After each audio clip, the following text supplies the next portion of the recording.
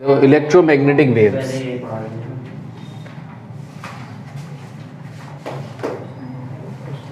देखो electromagnetic wave जो है हमने क्या पढ़ा है बच्चों। देखो इस चैप्टर में हमने क्या पढ़ना है, मेरी बात सुनो ध्यान से। हमने क्या पढ़ा है, हमने ये पढ़ा है कि टाइम वेरिंग मैग्नेटिक फील्ड से क्या प्रोड्यूस होता है। इससे पहला चैप्टर पढ़ के आए ना इलेक्ट्रोमैग्नेटिक इंडक्शन, उसमें हमने ये पढ़ा था किसी भी सर्किट या किसी भी कंडक्टर से एसोसिएटेड मैग्नेटिक फ्लक्स में चेंज होगा तो मैग्नेटिक फ्लक्स में चेंज होने की वजह से ईएमएफ इंड्यूस होगा या करंट इंड्यूस हो जाएगी।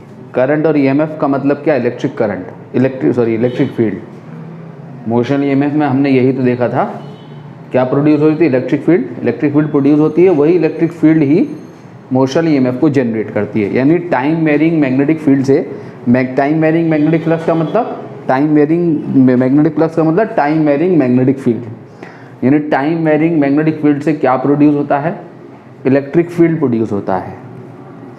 टाइम वेरिंग मैग्नेटिक फील्ड से क्या प्रोड्यूस होता है, इलेक्ट्रिक फील्ड प्रोड्यूस होता है। ठीक है, तो मैक्सवेल ने ये दिखाया, मैक्सवेल ने ये शो किया, ये बात तो हमें फैराडे ने बताई थी कि टाइम वेरिंग मैग्नेटिक फील्ड किसको प्रोड्यूस करते हैं, इलेक्ट्रिक फील्ड को प्रोड्यूस करता है। ठीक है, फैराडेज लॉ ऑफ ईएमआई में हमने देखा है, इंड्यूस ईएमएफ निकाला भी हमने।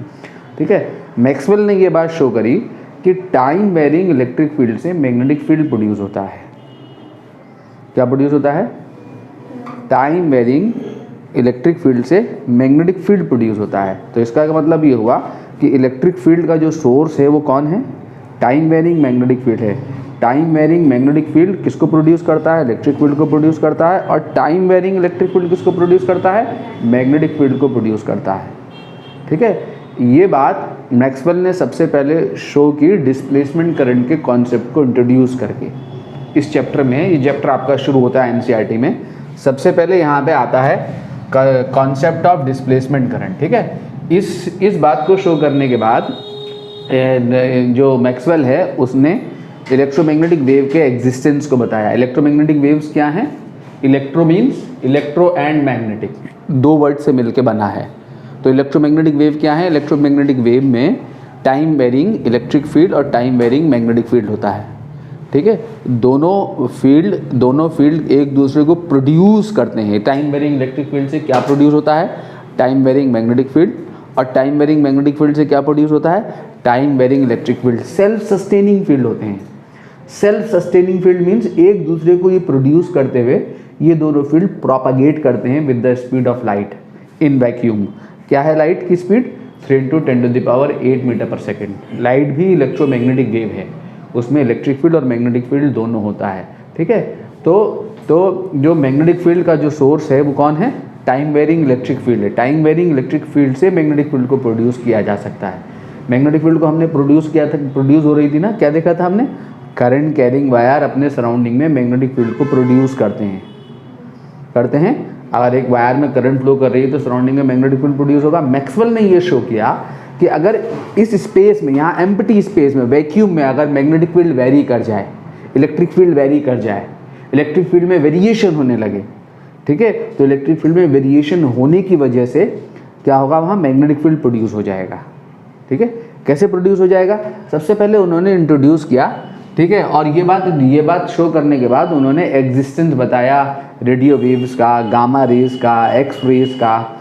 ठीक है, इस सब का एग्जिस्टेंस पता लगा, इनका नेचर पता लगा कि ये कौन सी वेव है, इलेक्ट्रोमैग्नेटिक वेव्स हैं, इनमें इलेक्ट्रिक फील्ड और मैग्नेटिक फील्ड दोनों होता है। ठीक है, सबसे पहले उन्होंने इंट्रोड्यूस किया एक कॉन्सेप्ट, देखो डिस्प्लेसमेंट करंट। ये डिस्प्लेसमेंट करंट जो है, अभी जो डिलीटेड सिलेबस है उसमें डिस्प्लेसमेंट करंट को हटा दिया गया है।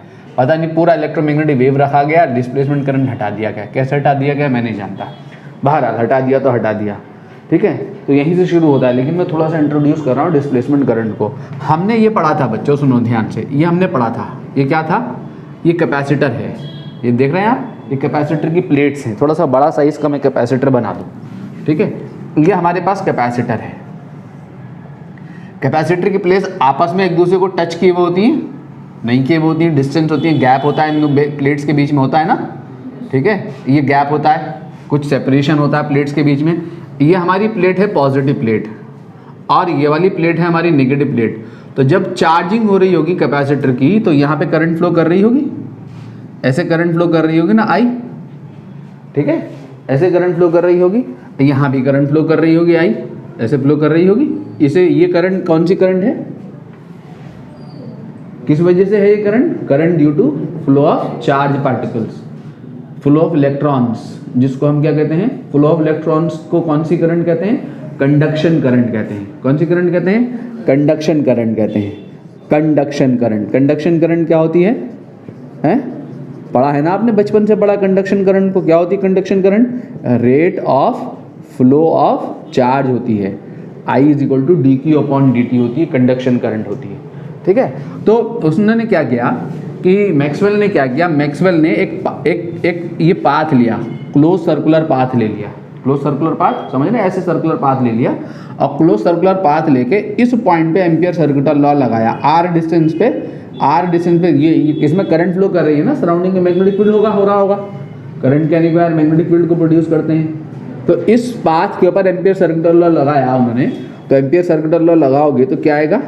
Close integral B dot d l. तो बी डॉट डी एल कितना आ जाएगा? B into two pi r हो जाएगा ना, हैं। और close integral B dot d l किसके इक्वल होता है? Mu naught times of I net. Current threading this path कितनी है? इस क्लोज पाथ को जो करंट थ्रेड कर रही है कितनी कर रही है? आई कर रही है, म्यू नॉट आई, ठीक है। जब म्यू नॉट आई लेके जब इन्होंने पॉइंट पी पे मैग्नेटिक फील्ड निकाली तो ये आई निकल गए, ये मैग्नेटिक फील्ड आई निकल गए। B is equal to mu naught upon two pi I by r, ठीक है। इस पाथ को करंट थ्रेड कर रहे हैं, करंट क्रॉस कर रही है, करंट क्रॉसिंग द पाथ कितनी है? आई है, ठीक। अब इस पाथ को उन्होंने क्या किया, इसी पॉइंट पी पे इस पाथ को थोड़ा चेंज करके ऐसे जो है इस पाथ को एक्सटेंड कर दिया, यहाँ पे ले लिया, इस प्लेट से पास करा दिया, ठीक है। ऐसा स्ट्रक्चर ले लिया, पॉट लाइक स्ट्रक्चर ले लिया और पॉइंट पी पे मैग्नेटिक फील्ड निकाली इस पाथ के ऊपर एम्पियर सर्किटल लॉ लगा के। जब इस पाथ के ऊपर एम्पियर सर्किटल लॉ लगा रहे हैं तो ये क्या है? ये क्या है? कैपेसिटर की प्लेट है। क्या यहाँ पे कंडक्शन करंट है? यहाँ पे between the plate of the capacitor current flow करती है? यहाँ कोई इलेक्ट्रॉन का मूवमेंट हो रहा है? नहीं हो रहा, यहीं कोई करंट फ्लो नहीं कर रही। करंट कहाँ फ्लो कर रही होती है? ओनली है ये जो कनेक्टिंग वायर्स हैं, जो वायर्स में करंट फ्लो कर रही होती है, कंडक्शन करंट फ्लो कर रही होती है, ठीक है। तो जब कंडक्शन करंट फ्लो कर रही होती है तो इस पाथ के ऊपर जब उन्होंने एम्पियर सर्किटल लॉ लगाया तो बी डॉट डी एल क्या मिलेगा? जीरो। क्यों मिलेगा जीरो? क्यों मिलेगा B dot d l zero? क्योंकि करंट क्रॉसिंग दिस पाथ जो है वो क्या है? जीरो है। इस पाथ को करंट क्रॉस नहीं कर रही, यहाँ पे करंट नहीं है, इस पाथ को एक्सटेंड कर दिया between the plate of the capacitor, ठीक है। तो अब उन्होंने क्या देखा, आगे मैक्सवेल ने क्या एक्सप्लेन किया? मैक्सवेल ने ये एक्सप्लेन किया कि जब हम इस पाथ के ऊपर एम्पियर सर्किटल लॉ लगाकर मैग्नेटिक फील्ड फाइंड करते हैं तो मैग्नेटिक फील्ड हमें ये मिलती है, और जब इस पाथ के ऊपर हम एम्पियर सर्किटल लॉ लगाकर मैग्नेटिक फील्ड फाइंड कर रहे हैं तो मैग्नेटिक फील्ड हमें क्या आती है? जीरो आती है। तो इसका मतलब ये हुआ कि वी हैव कॉन्ट्राडिक्शन। तो ये दोनों कॉन्ट्राडिक्टरी बात है कि जब हम एक तरीके से फील्ड कैलकुलेट कर रहे हैं तो हमें मिल रही है एक पाथ के ऊपर, और दूसरे पाथ के ऊपर कैलकुलेट कर रहे हैं तो फील्ड नहीं मिल रही है। इसका मतलब ये हुआ कि उन्होंने ये कहा कि जो एम्पियर सर्किटल लॉ जो हमने पढ़ा था इसका मतलब वो इनकम्प्लीट या इनकंसिस्टेंट है, वो इनकम्प्लीट है, ये हमें कंप्लीट इन्फॉर्मेशन नहीं दे रहा है। म्यू नॉट टाइम्स ऑफ आई पढ़ा था ना हमने, आई क्या थी? कंडक्शन करंट थी। ये जो एम्पियर सर्किटल लॉ है ये इनकम्प्लीट है, ये कंप्लीट नहीं है, ये कंसिस्टेंट नहीं है, ठीक है। इसमें कोई ना कोई मिसिंग टर्म है, it has some missing term, इसमें कोई ना कोई मिसिंग टर्म है। और मिसिंग टर्म वो है कि वो ऐसा मिसिंग टर्म है कि अगर वो इसमें आ जाए तो वो मिसिंग टर्म आ जाए तो उसके आने पे क्या होगा कि मैं इस पाथ के ऊपर एम्पियर सर्किटल लॉ लगाऊं या इस पाथ के ऊपर एम्पियर सर्किटल लॉ लगाऊं, यहाँ से जो फील्ड मिलेगी और यहाँ से जो फील्ड मिलेगी, दोनों फील्ड क्या मिलेंगी? सेम मिलेंगी। इस एम्पियर सर्किटल लॉ में कोई ना कोई एक टर्म ऐसा है जो मिस हो रहा है, यानी इन एम्पियर लॉ जो है हमारा वो क्या है? एम्पियर लॉ जो है वो क्या है हमारा? इनकम्प्लीट या इनकंसिस्टेंट है, ठीक है। इस मिसिंग टर्म को उन्होंने इंट्रोड्यूस्ड किया। ये जो मिसिंग टर्म था एम्पियर सर्किटल लॉ में, इस मिसिंग टर्म कौन सा क्या था मिसिंग टर्म? डिस्प्लेसमेंट करंट था ये। इस डिस्प्लेसमेंट करंट को अब उन्होंने इंट्रोड्यूस किया पहले उन्होंने ये दिखाया कि एम्पियर सर्किट लॉ इनकंसिस्टेंट है, एक पाथ के ऊपर अप्लाई करते हैं तो हमें मैग्नेटिक फील्ड मिलती है, उसी पाथ के अनदर पाथ के ऊपर सेम पॉइंट पे मैग्नेटिक फील्ड निकालने की कोशिश करते हैं तो मैग्नेटिक फील्ड हमें 0 मिलती है। ठीक, हम इस पाथ से निकालें या इस पाथ से निकालें, मैग्नेटिक फील्ड हमें एक ही मिलनी चाहिए थी। ठीक है, ठीक, इसका मतलब ये इसमें कुछ हमें इन दोनों जगह पे कॉन्ट्राडिक्टरी बात मिल रही है। दिस मीन्स दैट हमारा एम्पियर सर्किट लॉ इनकम्प्लीट है, इनकंसिस्टेंट है, इसमें कोई ना कोई मिसिंग टर्म है। वो मिसिंग टर्म कौन है, उस मिसिंग टर्म को आइडेंटिफाई करने जा रहे हैं। कौन है वो मिसिंग टर्म? डिस्प्लेसमेंट करंट है। क्या कहा उन्होंने? ये कहा कि अगर हम between the plate of the capacitor during charging क्या हो रहा होगा, ये जो कैपेसिटर है ड्यूरिंग चार्जिंग क्या हो रहा होगा, कैपेसिटर के ऊपर चार्ज आ रहा होगा ना, और जब कैपेसिटर के ऊपर चार्ज आ रहा होगा तो फील्ड बिटवीन द प्लेट क्या कर रही होगी? वेरी कर रही होगी। फील्ड बिटवीन द प्लेट क्या कर रही होगी? वेरी कर रही होगी। तो मैंने यहाँ पे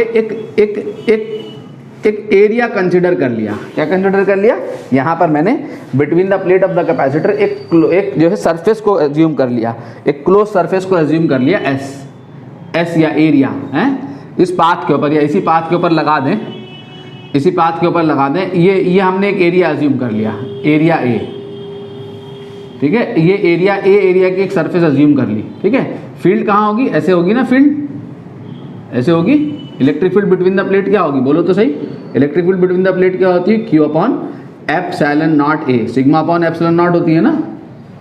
अरे शीट की वजह से फील्ड कितनी होती है? Sigma upon 2 epsilon not, plus की वजह से और माइनस की वजह से सिग्मा अपॉन 2 एप्सिलॉन नॉट, दोनों सेम डायरेक्शन में।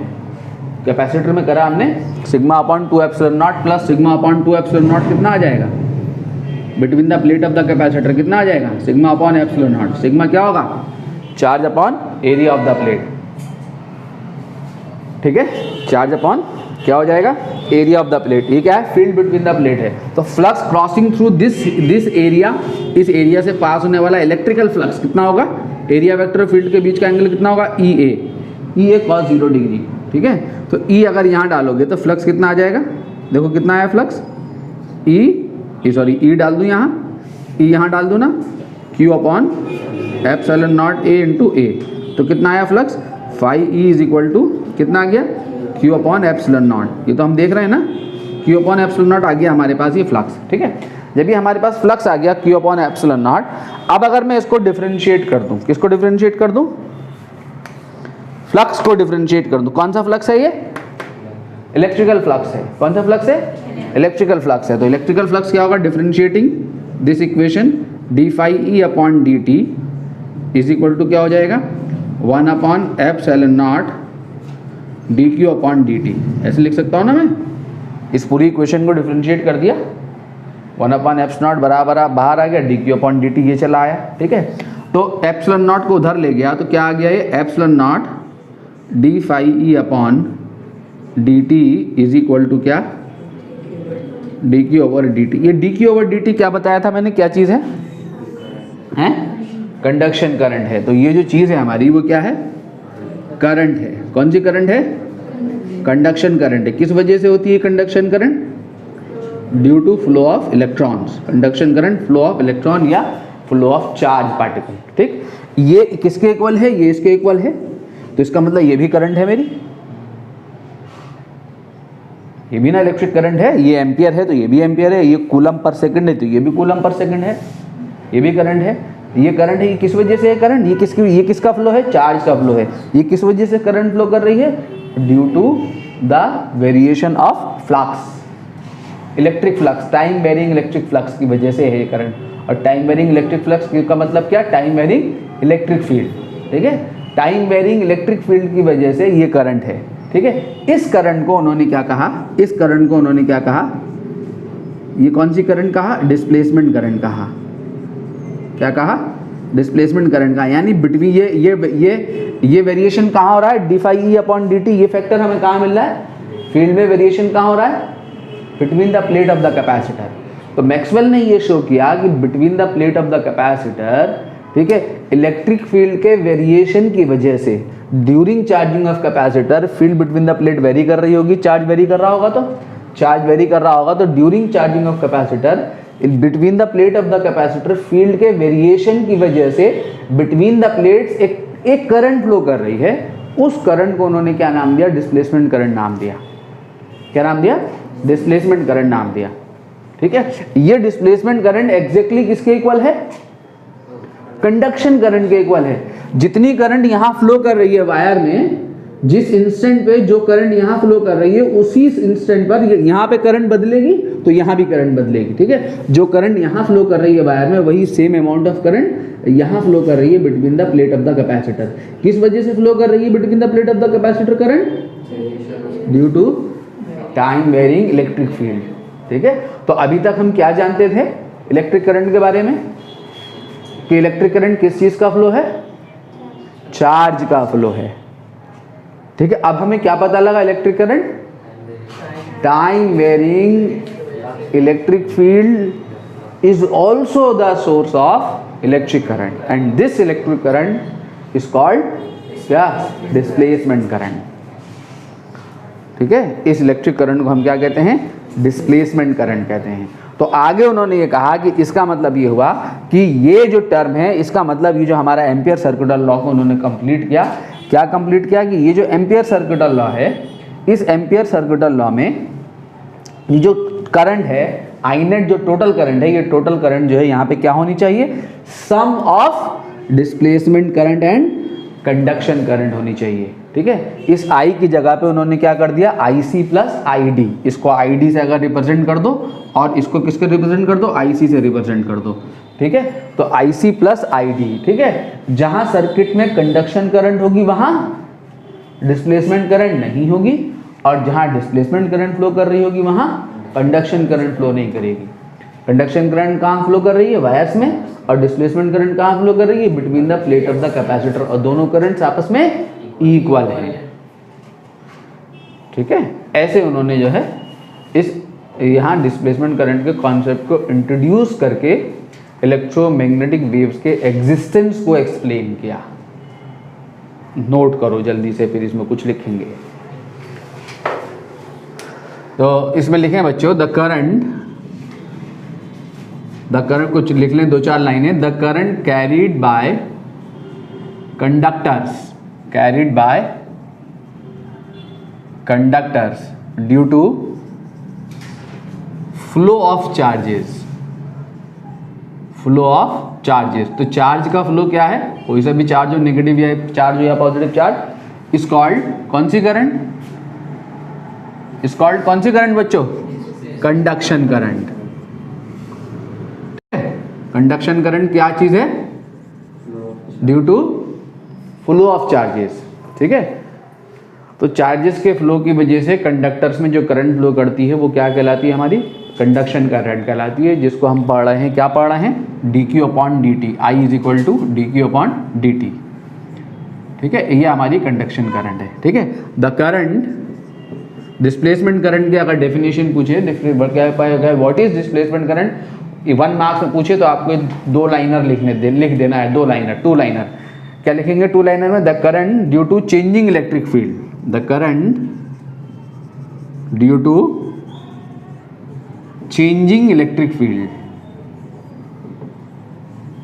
ठीक है,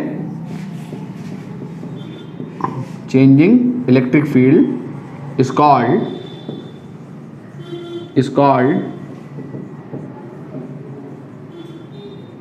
डिस्प्लेसमेंट करंट और मैक्सवेल्स डिस्प्लेसमेंट करंट भी कहते हैं इसे। मैक्सवेल्स ने दिया है इसको, मैक्सवेल्स डिस्प्लेसमेंट करंट। क्या कितनी होती है बच्चों? ये ID इज इक्वल टू, बोलो क्या निकाला हमने? Epsilon naught d phi E upon dt। 2 liner आएगा बस, 1 मार्क्स का क्वेश्चन आएगा आपके पास। आपके पास एग्जाम में अगर यहाँ से क्वेश्चन आता है डिस्प्लेसमेंट करंट का, तो आपका सिर्फ जो है 1 मार्क्स का क्वेश्चन आएगा। ठीक है, तो आपने इतनी सी बात लिख के ये लिख देना है। ठीक है, इतने एम्पियर करंट है। किस वजह से है ये? किस वजह से? Due to changing electric field. ठीक है, ठीक है, तो दस द सोर्स ऑफ, इससे क्या पता लगता है? इससे क्या पता लगता है? The source of magnetic field, the source of magnetic field, क्या था सोर्स ऑफ मैग्नेटिक फील्ड? बोलो, is not just the conduction current, is not just the conduction current. Conduction current किस वजह से? हमने यही पढ़ा है ना, conduction current due to flowing charges, due to flowing charges, due to, Maxwell ने बताया है कि source of magnetic field is not just the conduction current due to flowing charges but also क्या, but also the time rate of change of electric field, time rate of change of electric field.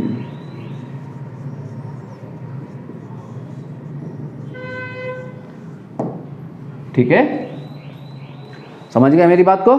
तो magnetic field का source हमने पढ़ा था ना, magnetic effect of current में कि conduction current carrying wire अपने सराउंडिंग में मैग्नेटिक फील्ड को प्रोड्यूस करते हैं. तो मैक्सवेल ने ये बताया कि the source of magnetic field is not just the conduction current but also the time rate of change of electric field. तो अगर इलेक्ट्रिक फील्ड में चेंज हो रहा होगा तो इलेक्ट्रिक फील्ड के चेंज होने की वजह से क्या प्रोड्यूस होगी, वहाँ डिस्प्लेसमेंट करंट प्रोड्यूस होगी, और वो डिस्प्लेसमेंट करंट जो होगी अगेन किसका सोर्स होगी, मैग्नेटिक फील्ड को प्रोड्यूस करेगी. यानी अल्टीमेटली मैग्नेटिक फील्ड किससे प्रोड्यूस होता है, इलेक्ट्रिक फील्ड के वेरिएशन की इलेक्ट्रिक फील्ड को वेरी करके मैग्नेटिक फील्ड को प्रोड्यूस किया जा सकता है.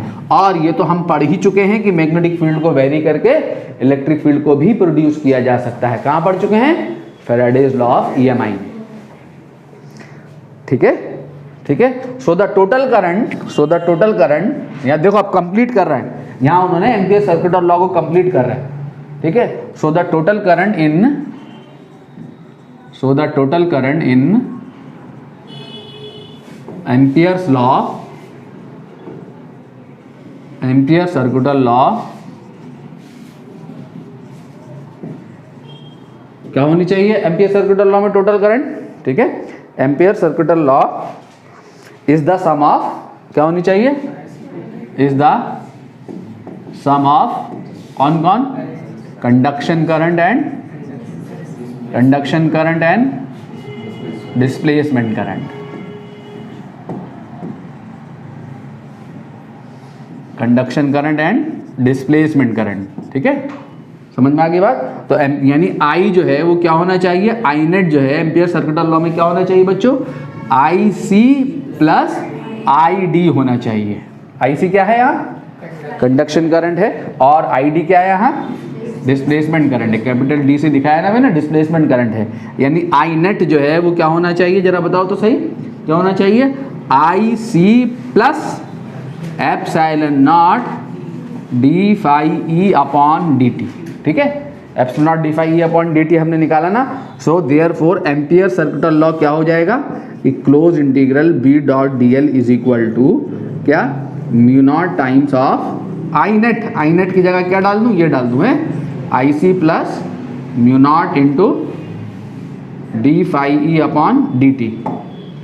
ठीक है, sum of conduction current and displacement current. ठीक, यानी B close integral B dot dl is equal to क्या आ गया, mu naught times of IC plus mu naught epsilon naught times of d phi E upon dt. ठीक है, this is called Maxwell's Ampere's law या modified form of Ampere circuital law.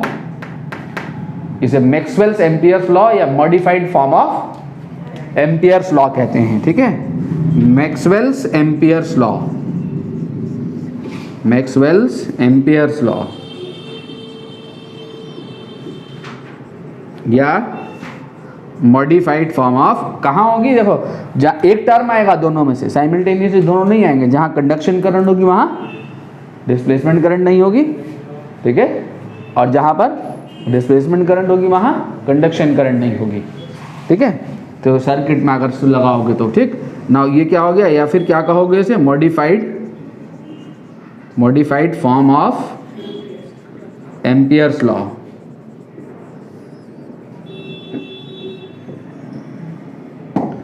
Modified form of Ampere's law. ठीक है बच्चों, अबे यार ये एक बहुत शानदार मार्कर मैंने फिल किया। तुम्हारी क्लास हुई थी क्या बीच में, मेरी क्लास के बाद? नेक्स्ट देखें Maxwell's equations.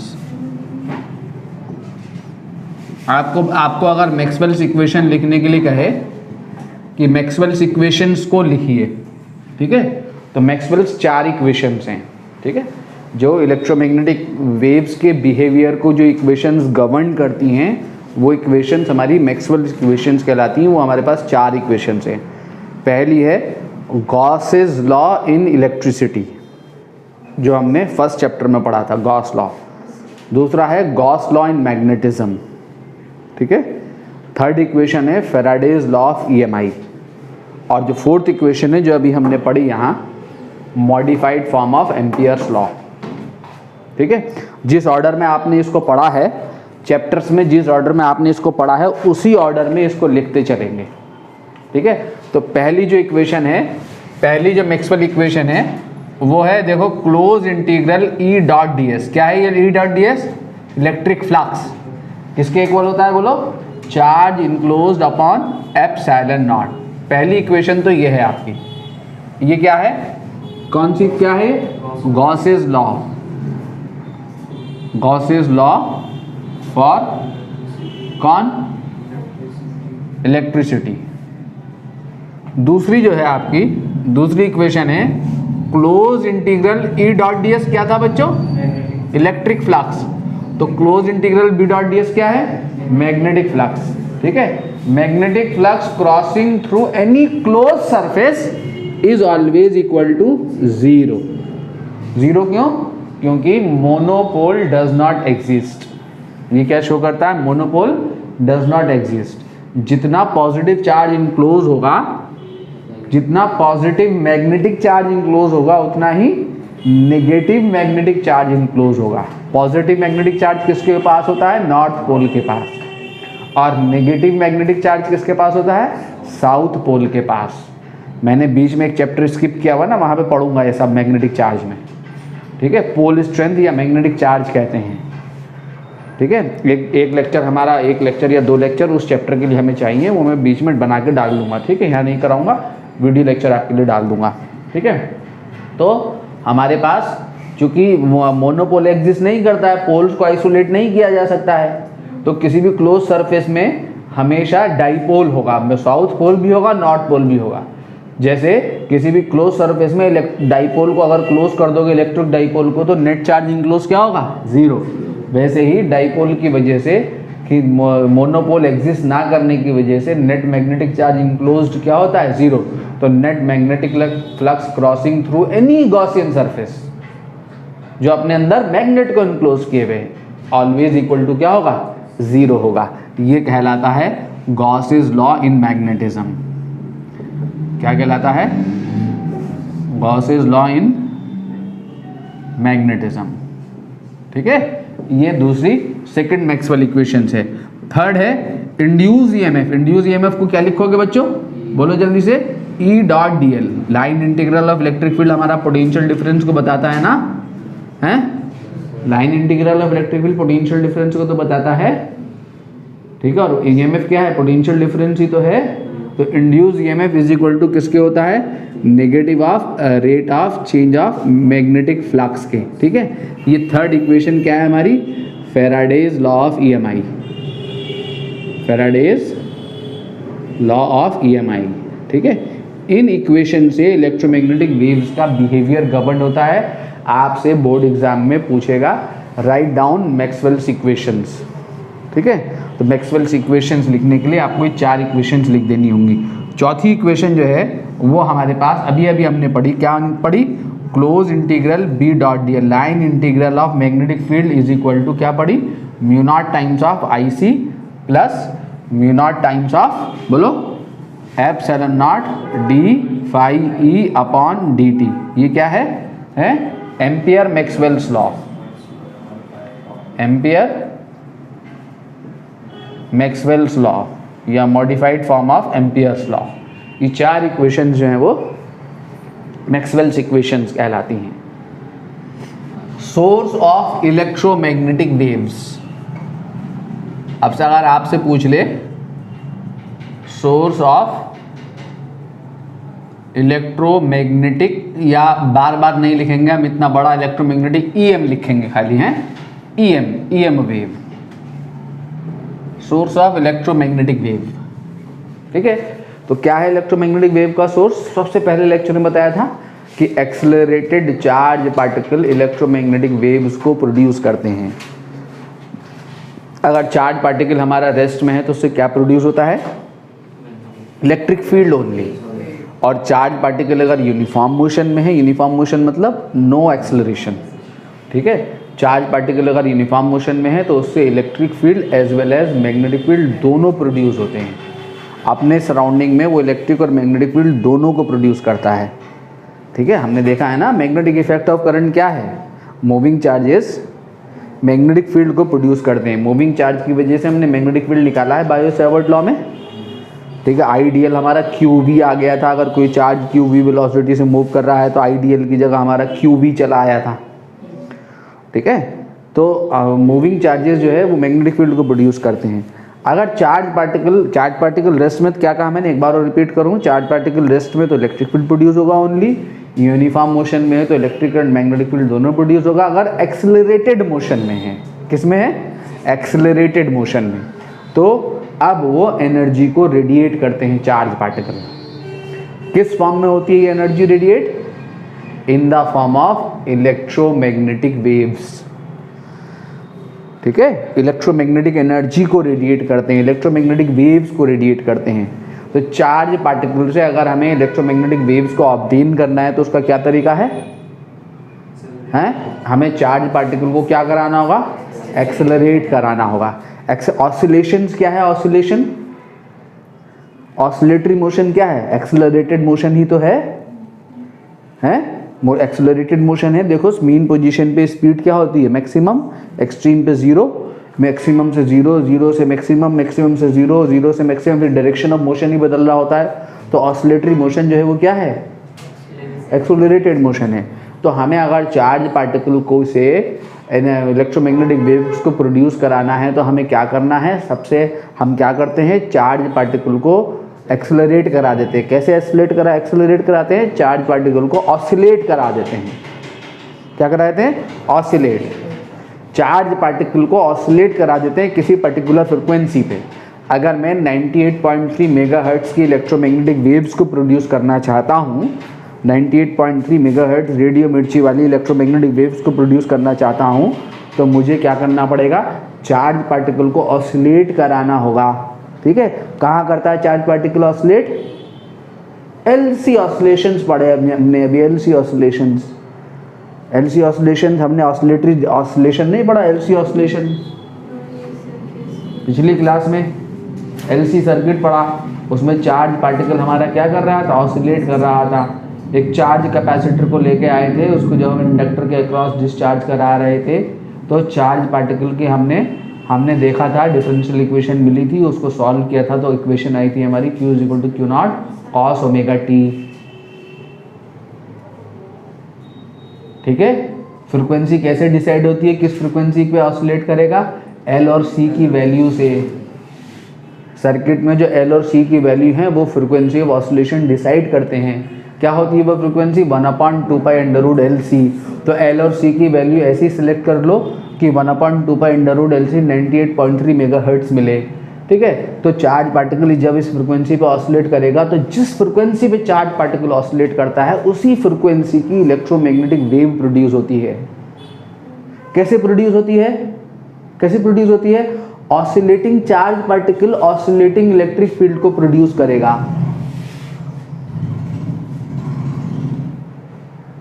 Oscillating charge particle oscillating time varying electric field को प्रोड्यूस करेगा। Oscillating varying electric field, time varying electric field को प्रोड्यूस करेगा। और ये टाइम वेरिंग इलेक्ट्रिक फील्ड किसको प्रोड्यूस करेगी? टाइम वेरिंग मैग्नेटिक फील्ड को प्रोड्यूस करेगी। ठीक है, ठीक है। मैं फैराडे ने यही तो इसने मैक्सवेल ने यही तो बताया कि the source of magnetic field is not just the conduction current but also the time rate of change of electric field। यहाँ लिखाया था मैंने। ठीक है। जब चार्ज पार्टिकल ऑसिलेट करेगा तो ऑसिलेशन की वजह से इलेक्ट्रिक फील्ड वेरी करेगा, इलेक्ट्रिक फील्ड के वेरिएशन की वजह से मैग्नेटिक फील्ड प्रोड्यूस होगी और मैग्नेटिक फील्ड के वेरिएशन से इलेक्ट्रिक फील्ड प्रोड्यूस होगा। यानी अल्टीमेटली क्या जनरेट होंगी, इलेक्ट्रोमैग्नेटिक वेव जनरेट होंगी। ये इलेक्ट्रोमैग्नेटिक वेव एक बार जनरेट हो गई तो एक दूसरे को प्रोड्यूस करते हुए सेल्फ सस्टेनिंग होंगी। ये electric field and magnetic field, electromagnetic wave में जो इलेक्ट्रिक फील्ड और मैग्नेटिक फील्ड होते हैं वो कैसे होते हैं, टाइम वेरिंग, और कैसे होते हैं, सेल्फ सस्टेनिंग, एक दूसरे को प्रोड्यूस करते हुए with the speed of light. ठीक है, एक बार एंटीना से रेडिएट करा दिया, ठीक है, एंटीना से एक बार इस एनर्जी को रेडिएट करा दिया तो with the speed of light जो है ये प्रोपागेट कर जाते हैं 3 × 10⁸ मीटर पर सेकंड की स्पीड से वैक्यूम में, जो इलेक्ट्रोमैग्नेटिक वेव की स्पीड है। ठीक है, उसी को हम देखने जा रहे हैं, सोर्स ऑफ ईएम वेव। तो एक्सेलरेटेड चार्ज, इसमें लिखना होगा, आपको पूछेगा तो इसमें लिखना होगा 4 लाइनर कि कैसे सोर्स ऑफ इलेक्ट्रोमैग्नेटिक वेव क्या है। तो accelerated charges radiate,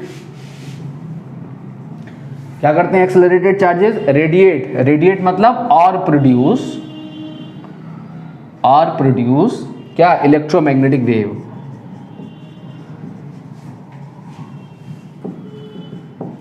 electromagnetic wave को प्रोड्यूस करते हैं accelerated charges. A charge oscillating with some frequency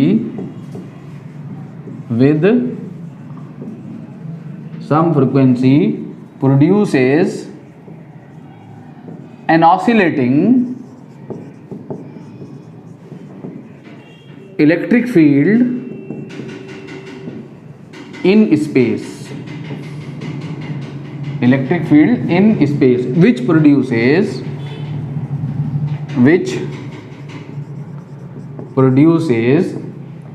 an oscillating magnetic field,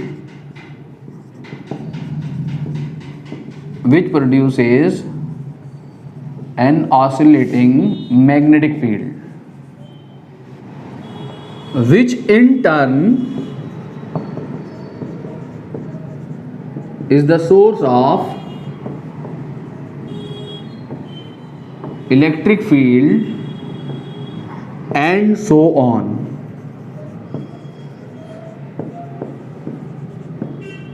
The electric and magnetic field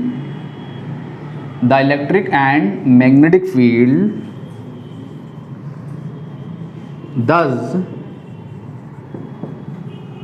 regenerate each other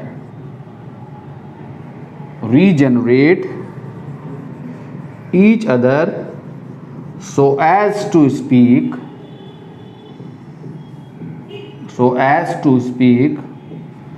wave propagates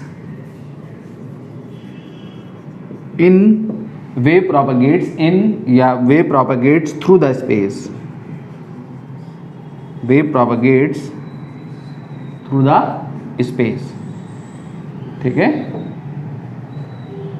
समझ गए मेरी बात को?